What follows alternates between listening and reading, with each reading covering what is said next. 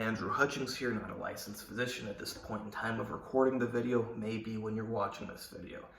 And it's not medical advice, it's purely medical, it's information and entertainment. Now I am not a body positive person. I do not agree with body positivity. I believe in, first of all, I don't care what other people do as long as it's not messing with me. I believe in minding your own business, living your own life. But I do not like when they try to spread this idea that harms people, that you should just be like a big fat blob. Sure, if you're an adult and you decide you want to be a big fat blob, go ahead, but don't try to convince children to do that, especially because it can cause irreversible changes to their body. Like imagine you got a kid, let's just say a 10-year-old, gets to 300 pounds. Even if, first of all, it's going to screw up their metabolism. Second of all, even if they lose the weight later on, they're going to have loose skin, which is going to put them at really high risk of getting an infection. You got to get surgery to fix that loose skin. It's a disaster. So do not try to convince kids to be fat blobs. If you're an adult, go ahead.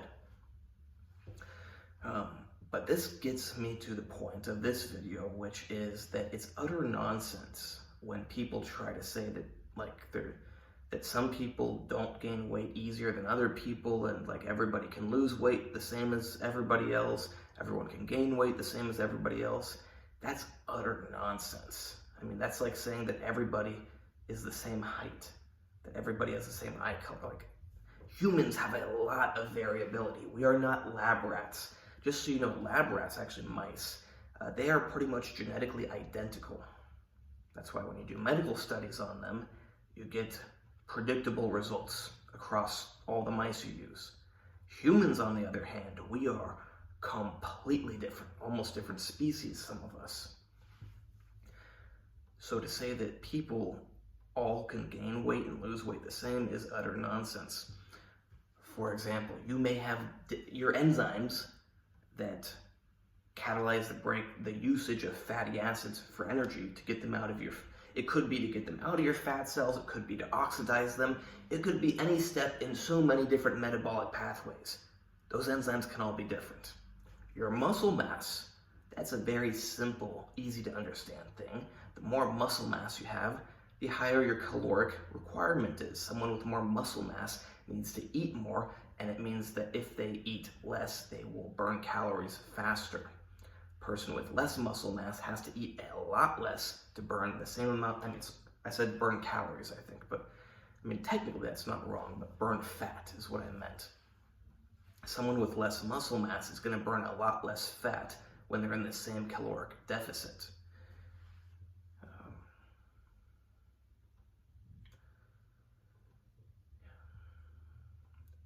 I mean, I summed it up with the metabolic pathways. It can seem a little abstract to people, but there's so many.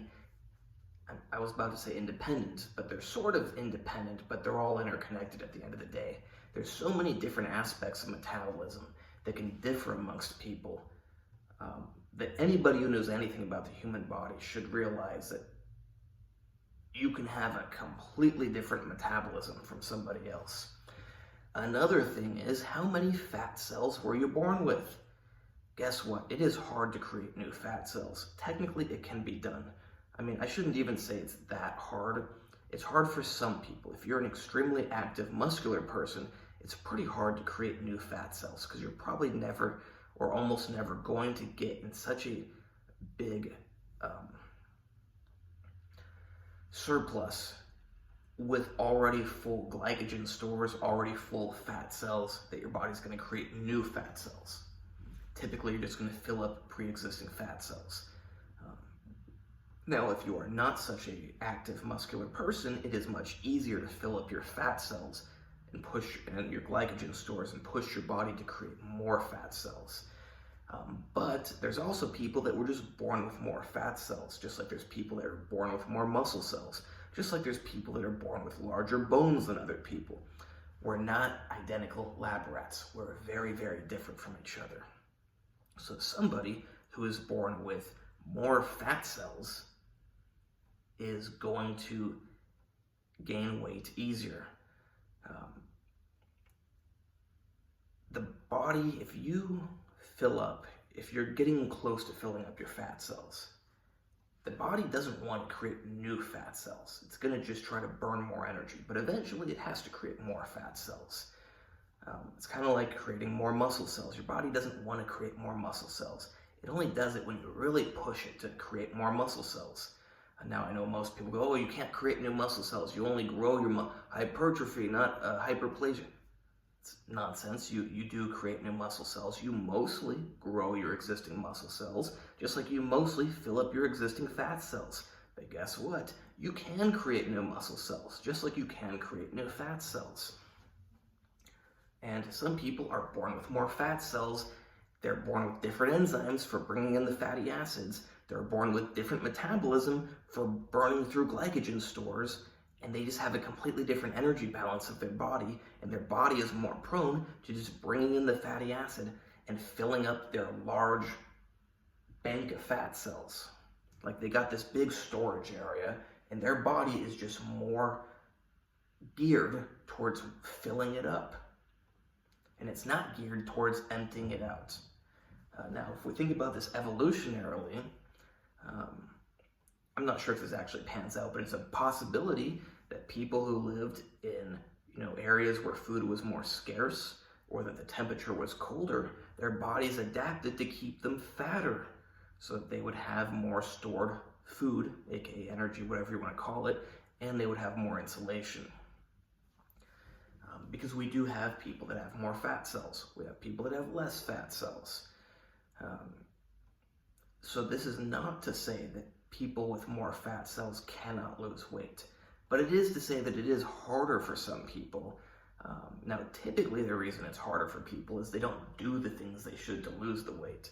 I mean, even if you're born with more fat cells, you should not be complaining about not being able to lose weight if you're not exercising, building lots of muscle mass, and sticking to a reasonable diet. Of course you're going to be fat, filling up all your fat cells if you are sedentary all day long, eating like a cow or like a grazing horse. I mean, horses don't tend to be fat, but I'm no expert on horses, but I rode them a couple times, and they just like to eat unless you stop them from eating. At least the ones I rode.